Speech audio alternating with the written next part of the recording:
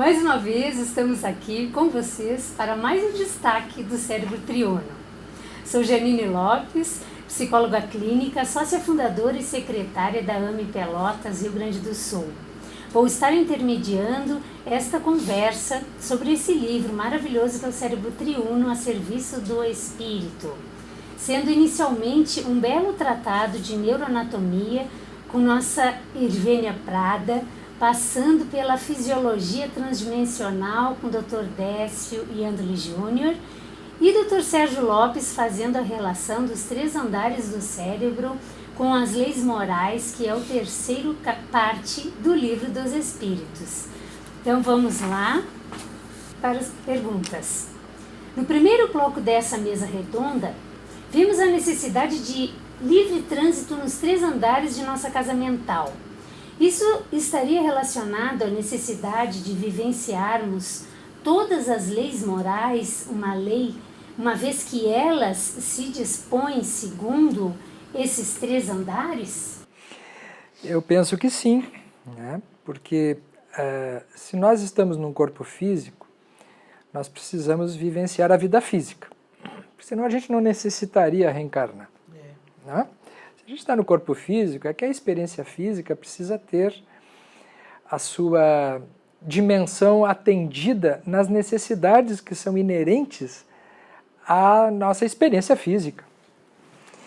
E para essa experiência, nós encontraremos nas leis morais um campo que é compatível àquilo que precisamos respeitar e atender na nossa vida material.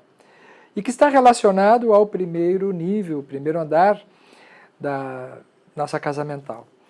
A lei de reprodução, lei de conservação, lei de destruição, são leis morais visivelmente mais materiais, vamos dizer, é o campo mais físico da lei natural, né? Então, que pede atenção e vivência para esta experiência ser vivida de maneira plena. Nesse primeiro nível está relacionada às atenções que nós temos que ter com a gente mesmo, né? A questão da sexualidade, a questão das nossas emoções.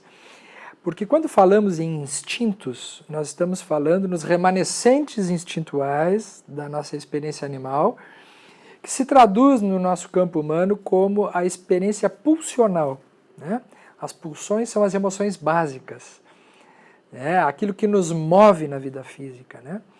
Então, nesse primeiro nível estão as experiências ligadas ao prazer, aos sítios de recompensa cerebral, a nossa sobrevivência no mundo, a necessidade dos cuidados que nós temos que ter na nossa vida material e assim por diante.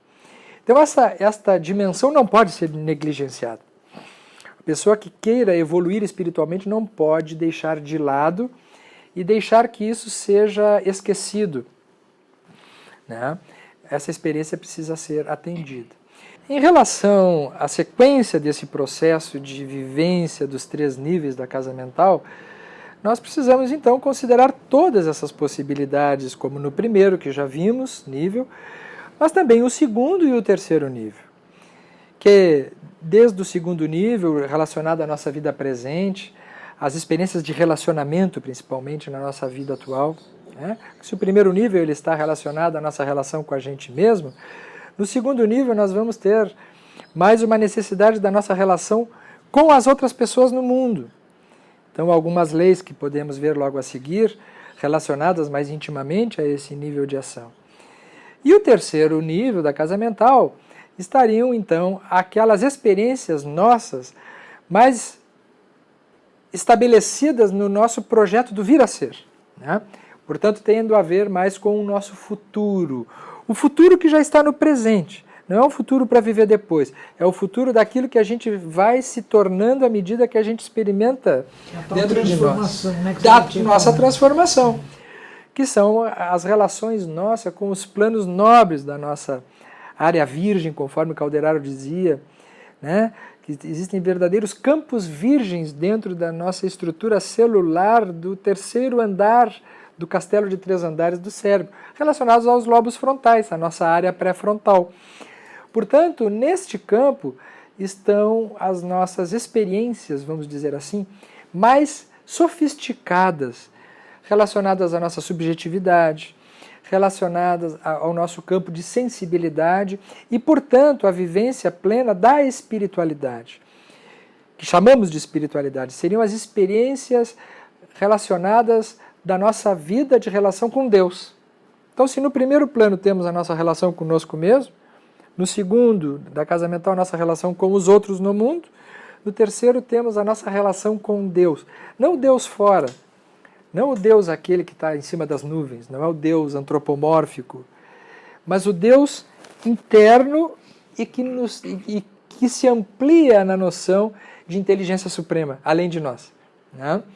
Então, estas três experiências, esses três níveis, essas três dimensões, os três andares da casa mental, da nossa casa psíquica, são efetivamente o trabalho, né, resumidamente, que a gente procurou explorar a partir dos conhecimentos que André Luiz nos traz no livro No Mundo Maior. E é interessante que no processo evolutivo, né, mesmo orgânico das diferentes espécies animais, a gente vai vendo que esses três blocos do cérebro, né, que correspondem a cada um dos andares da casa mental, primeiro vai se formando lá embaixo, né, esse primeiro, depois começa a se insinuar com mais evidência um segundo mais bem estruturado e um terceiro que vai também se insinuando. Então, essa vivência toda dos animais, se a gente comparar os três níveis, relativamente o primeiro nível nesses animais é muito mais desenvolvido que os outros dois, né?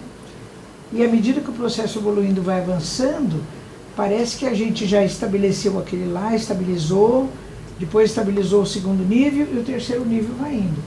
Tanto que, em biologia, quando se fala em processo evolutivo, até do cérebro, o próprio MacLean, que foi um dos autores que a gente citou no livro, né, ele diz assim que o primeiro bloco, correspondente ao tronco encefálico principalmente, ele já se estabilizou evolutivamente. Então, ele compara a medula espinal, por exemplo, com nas diferentes espécies animais. Então ele fala, olha, o modelo da medula, ele é o mesmo no ser humano desde os peixes. Cada bloco de espécies animais tem as suas características individuais, mas o modelo básico é o mesmo. Então, ele considera que a medula espinal, a primeira parte mais antiga do sistema nervoso central, já se estabilizou a partir dos peixes. Então, a nossa medula é pisciana, quer dizer, é um modelo de peixe. Quando chega no segundo nível, que já é o tronco encefálico, expandindo-se para o tálamo, ele diz que aí já aconteceram modificações extraordinárias, né, nesse nível. Mas que ele também já está estável. Por quê? Está estável a partir dos répteis, porque foi nos répteis que aconteceram uma porção de mudanças. Que eles chamam de cérebro reptiliano Tanto também, que a né? gente fala de cérebro reptiliano, né?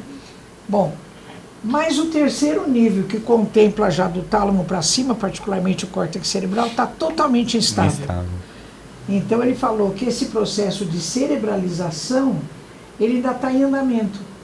Então o que sinaliza que uma espécie futura a nós, ou o homem do futuro, vai ter modificações orgânicas no terceiro andar do seu cérebro. E a gente percebe também, com o que o Sérgio está falando, essa instabilidade moral. Né? Como a gente ainda tem os nossos comportamentos medulares, que são automáticos, né? Você pisar num prego e tirar o pé, né? Os reflexos medulares. O nosso comportamento reptiliano, que se presta também aos nossos instintos e à nossa capacidade de sobrevivência. Mas no terceiro andar, pensando nessa questão que a gente estava falando da caridade, na questão da inter-relação com as pessoas, uma inter-relação saudável, ainda é instável. Sim. O que é compreensível, porque se a gente revisar, nós temos mais tempo estagiando nas espécies primitivas, como espírito em evolução, milênios. Nós temos muito mais tempo no animal do que no e tem espiritual. Uma coisa muito importante, a gente estava falando da hierarquização, né? Quer dizer, que o instinto não vai embora, ele é apenas hierarquizado. Vai ficar hierarquizado. Eu lembro de uma fala que eu assisti numa palestra de uma grande oradora espírita chamada Irvine de Santos Prada. Ah, conheço. Que ela falava do São Jorge matando o dragão. Quer dizer, o São Jorge, que é o ser angelical, dominando o réptil, o animal de sangue frio, que é o dragão. É uma metáfora. Uma metáfora Exato, linda, né? Porque é bem isso. Hoje nós estamos vivendo um momento de dominarmos os nossos instintos básicos. Não para eles serem instintos, porque eles estão lá e vão ficar, mas para eles servirem o nosso novo status moral, Sim. que é um status já indo para a questão do amor universal, do amor incondicional. É verdade. E chama a atenção que o sistema límbico ele seja uma decorrência anatômica, né, Irvênia, desse trabalho inicial de milênios das espécies primitivas, né? O que no homem significa o homem emocional, que está lá na instância do primeiro andar para o segundo, né? Essa passagem, temos o sistema límbico. O sistema límbico, que é a nossa vida emocional, é um animal indomado. Ele, de fato, ele é uma pulsão permanente de forças já constituídas. O conhecer a si mesmo precisa ter uma intimidade com esse nível, porque se a gente não conhece a nossa vida emocional, nós racionalizamos o resto da vida, ficamos achando conceitos e não nos conhecemos verdadeiramente.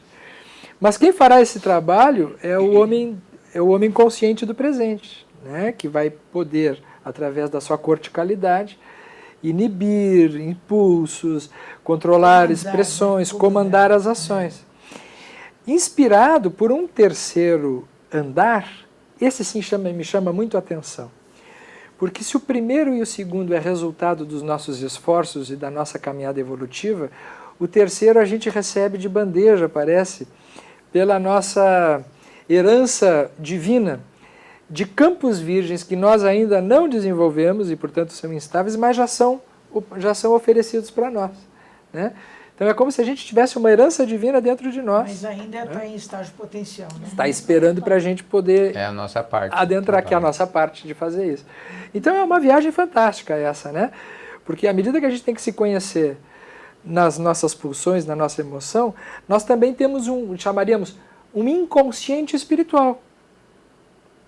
Tem uma parte do nosso inconsciente evoluído, do nosso ser, que ele está desconhecido para nós e que nós precisamos entrar nele também. É interessante isso. A gente, quando fala em inconsciente, a gente imagina apenas o inconsciente freudiano, o inconsciente dinâmico. Não, nós temos um inconsciente espiritual, de potenciais não utilizados, que nós desconhecemos. Sérgio, você está falando nisso, eu estou me lembrando, no Evangelho segundo o Espiritismo, quando Kardec fala da fé, tem um trecho que diz assim: fé é a sensação inata no ser humano da sua destinação futura. E mais, é a consciência ou a inconsciência que ele tem, ele sabe que ele tem faculdades ainda em potencial que lhe foram dadas pelo Criador e que ele vai precisar desenvolver pela sua vontade ativa. Olha, esse trecho do Evangelho eu acho assim de uma sabedoria, porque assim, fé não é assim, você acreditar. Quando eu caí lá em Portugal, né, que o Décio estava comigo, eu falei, eu tenho fé que o Dr. Bezerra vai me ajudar. Quer dizer, eu desejo que o Dr. Bezerra me ajude, mas isso não é fé.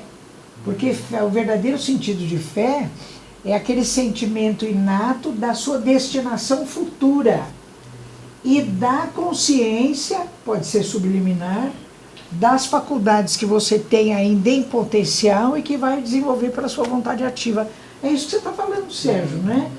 Que a gente não sabe conscientemente que tem uma porção de coisas, mas que já vai poder desenvolver. É que Jesus dizia, sois deuses e não sabeis, né? A senhora falar da fé, eu acho que não é discordante, ao contrário, mas eu penso na fé como algo de que eu não questiono. É uma coisa que eu tenho certeza. Sim. E eu tenho certeza não porque alguém me contou, não porque Inato, né? eu criei isso, eu construí isso dentro de mim. E aí você falou dos 3 andares, né? Você falou da relação comigo mesmo, com o passado. Eu eu costumo, quando a gente vai abrir os estudos de ciência e espiritualidade na universidade, a primeira aula é sobre a diferença entre religião, fé e espiritualidade.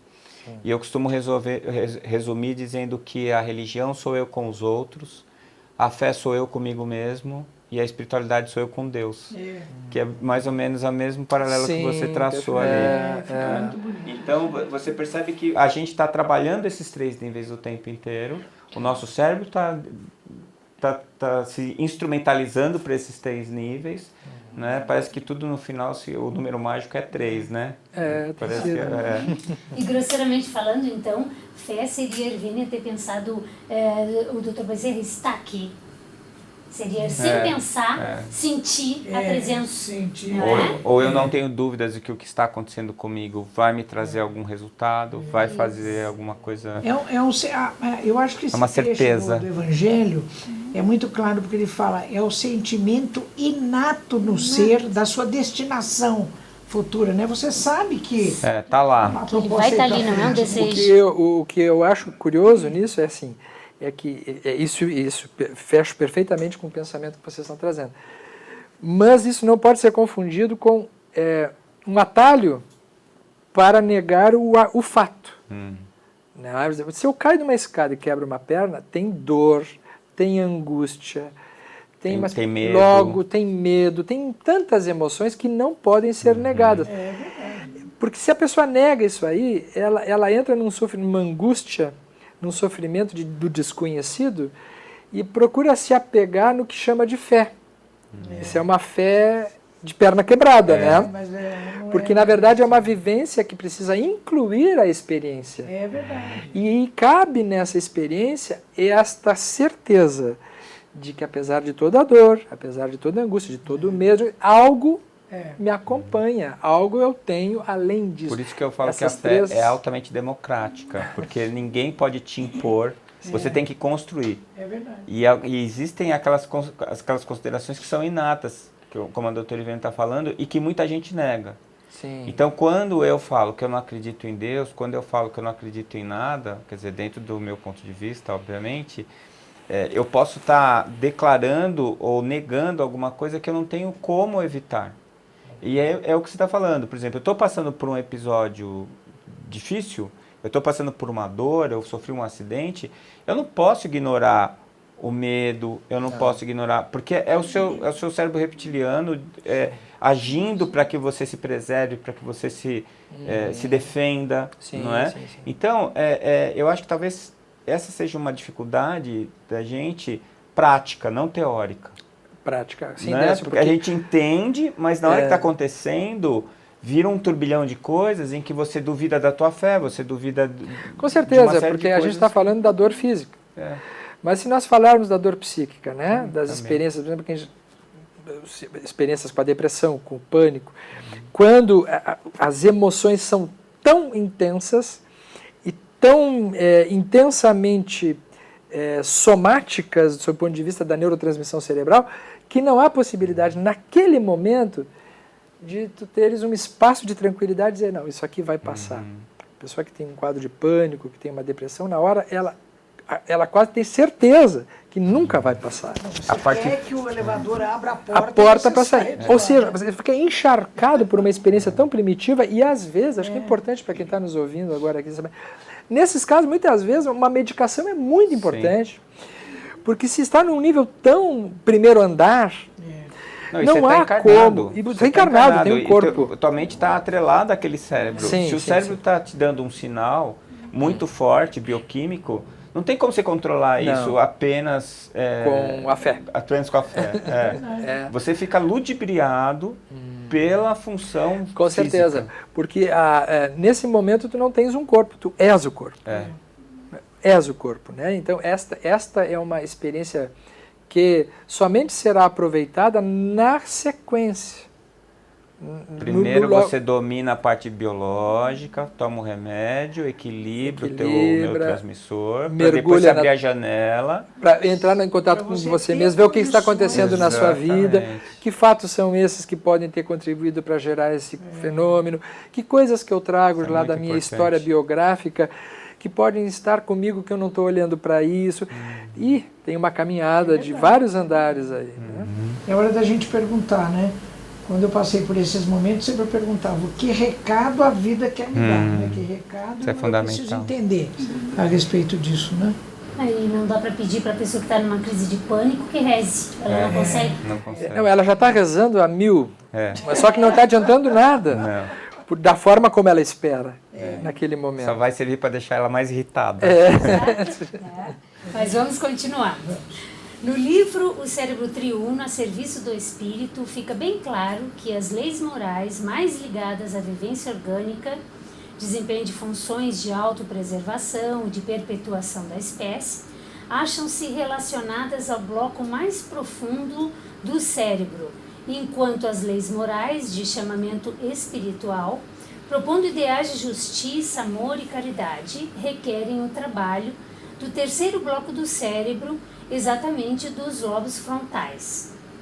Qual a relação de tudo isso com o processo evolutivo do ser humano? Então, acho que a gente já está falando sobre esse ponto, né? É claro que quando a gente estuda o assunto dentro do cérebro triuno, a gente departamentaliza o tema, né? Vamos estudar mais intimamente, o cérebro inicial tem essas funções, né, primitivas, o cérebro, ou o andar superior do cérebro, vamos dizer assim, né, do encéfalo, os lobos frontais estão relacionados a essas características mais sofisticadas do processo evolutivo, e isso é verdade, isso está documentado, isso pode ser registrado por neuroimagem, isso pode ser atestado por vários exames que atestam isso, e é um conhecimento científico que já está consagrado. Mas sob o ponto de vista do entendimento do que nos importa fazer agora, é entender isso de forma dinâmica. Quando eu estou orando, eu estou em contato com o cérebro primitivo também. E quando eu estou vivenciando uma experiência muito material, eu posso estar conectado com o meu ser espiritual mais elevado, né? Tudo vai depender da maneira como nós encontramos esse assunto dentro de nós. Porque esta caminhada é uma caminhada absolutamente individual, pessoal, né? Uma anedota para a gente poder brincar um pouco com o assunto, dizem que 2 padres resolveram mandar uma carta para Deus. Vamos usar padre, mas poderia ser um médium espírita. E aí mandou uma carta para Deus perguntando, ele vem assim, Deus, eu posso fumar? Para um, Deus respondeu que sim, e para outro respondeu que não. O que recebeu a resposta que não, se sentiu injustiçado.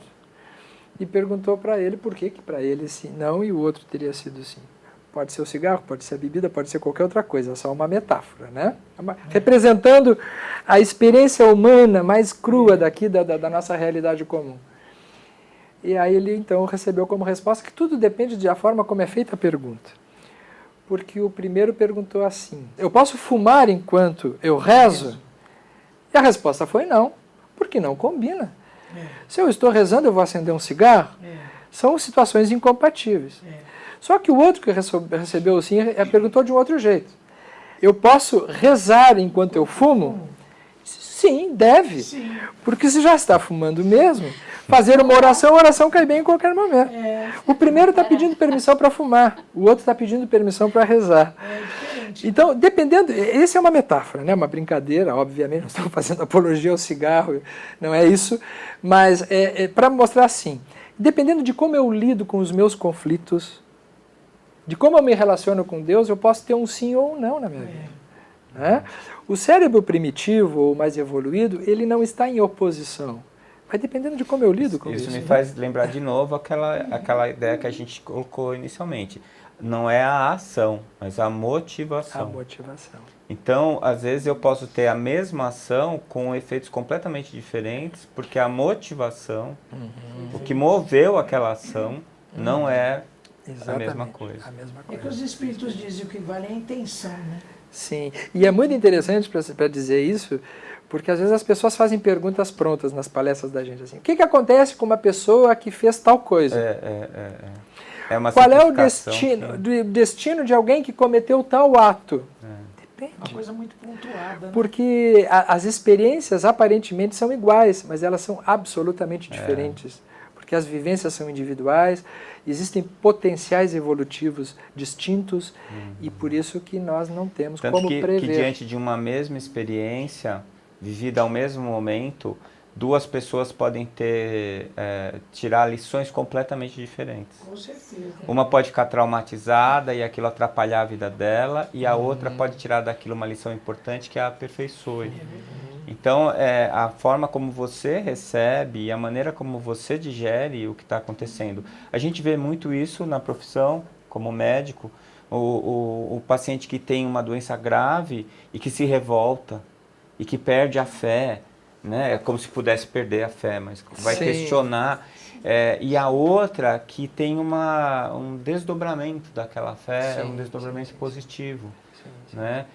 Eu tive um paciente que teve um câncer grave de esôfago e não tinha mais solução, era um paciente com um prognóstico de poucos meses e na hora da gente fazer uma cirurgia paliativa só para melhorar a condição dele, eu fui tentar conversar com ele para chamar alguém da família para acompanhá-lo.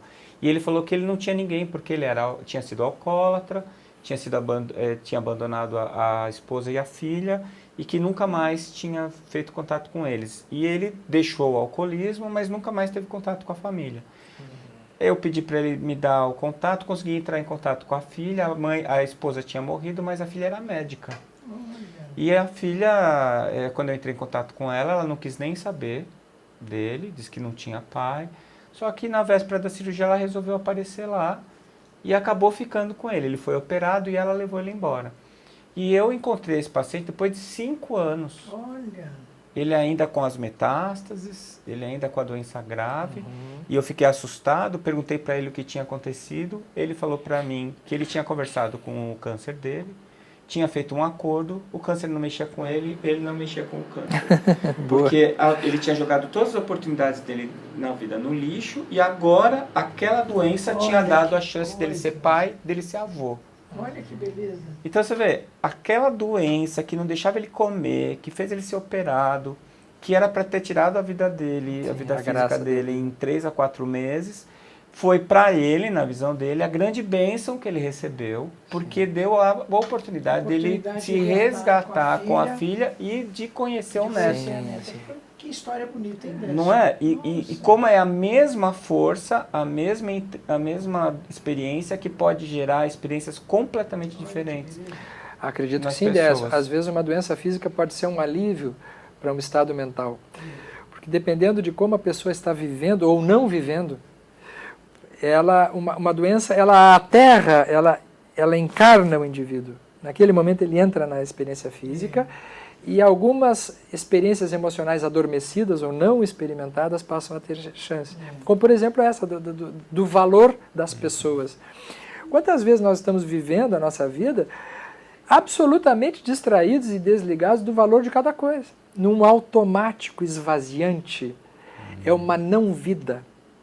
E quando surge um fato material que nos sinaliza para a vida física, a gente encarna, simbolicamente falando, e entramos em contato com as nossas emoções. A vivência das emoções é frequentemente a experiência da vida.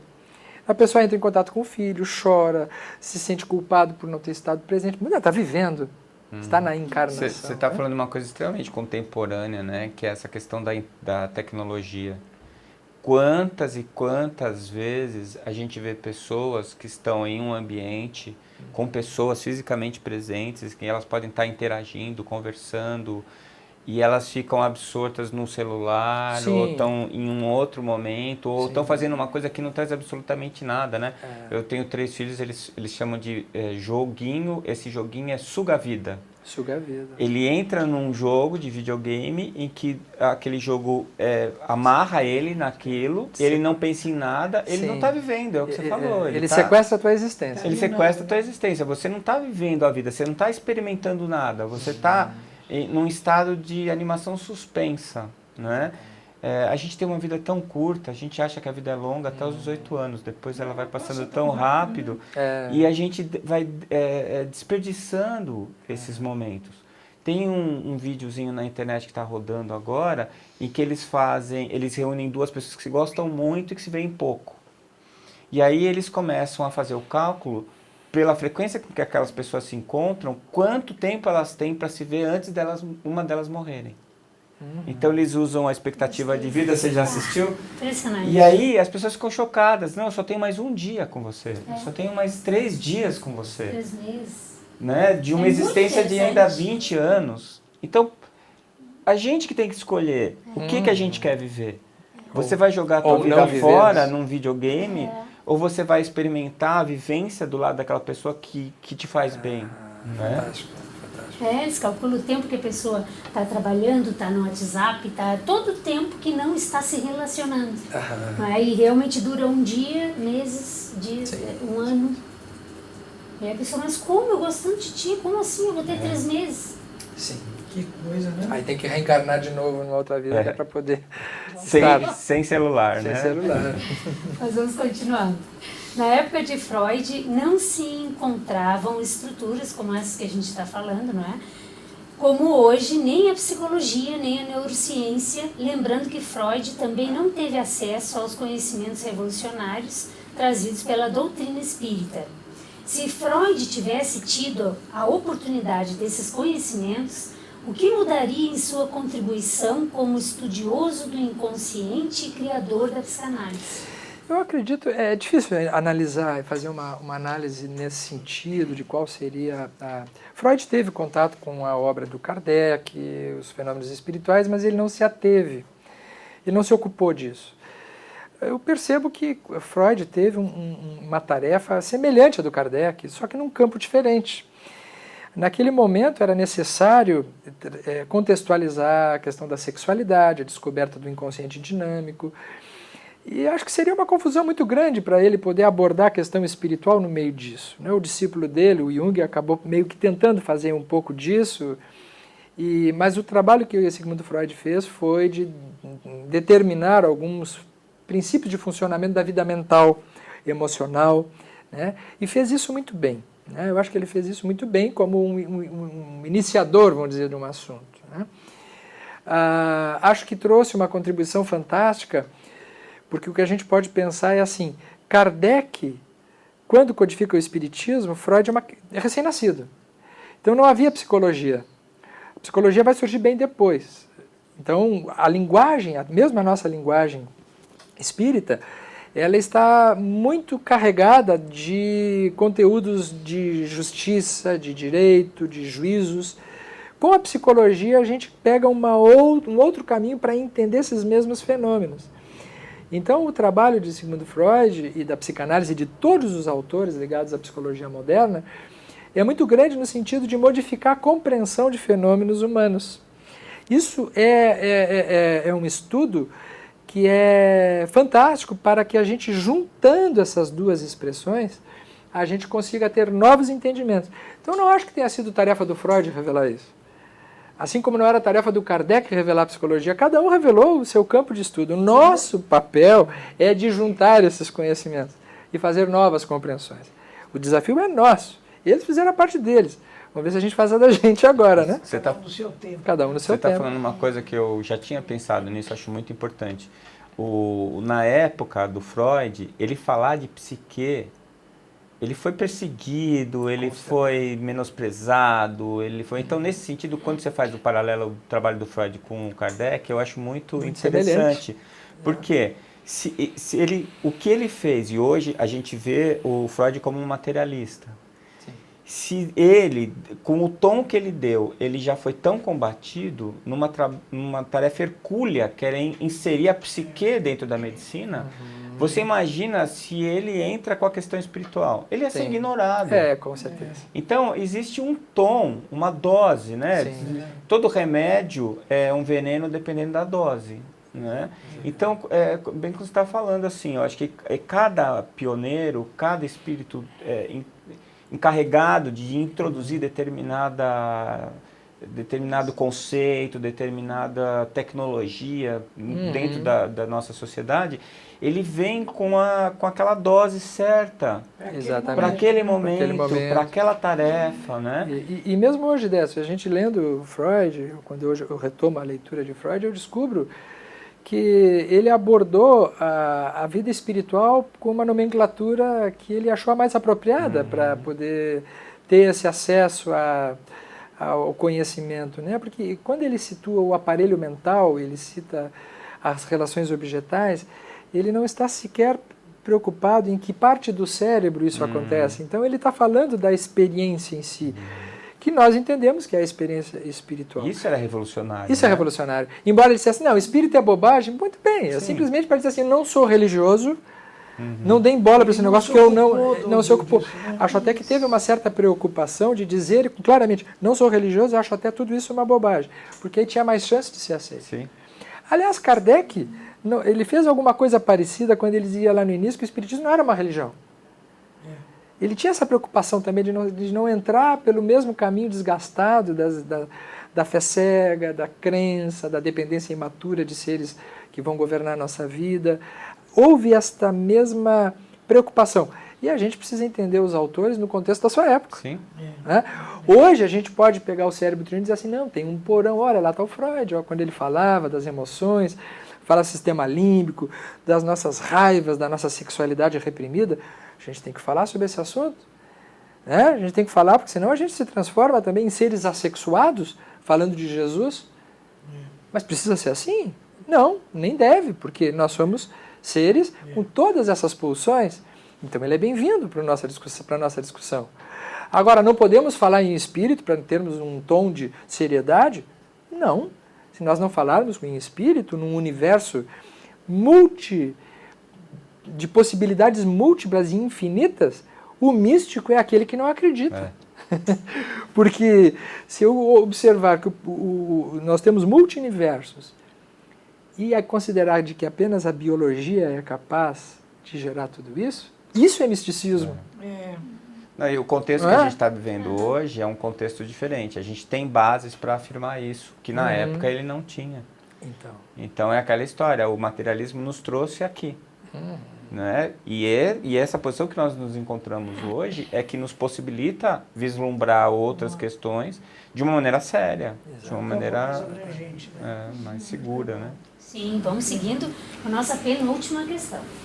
Se Allan Kardec, o codificador da doutrina espírita, tivesse tido conhecimento dos recursos dos modernos aparelhos de ressonância nuclear magnética ou dos tomógrafos por emissão de pósitrons, isso teria efetuado alguma repercussão no enfoque de seus estudos sobre a atuação do espírito no comando do corpo físico?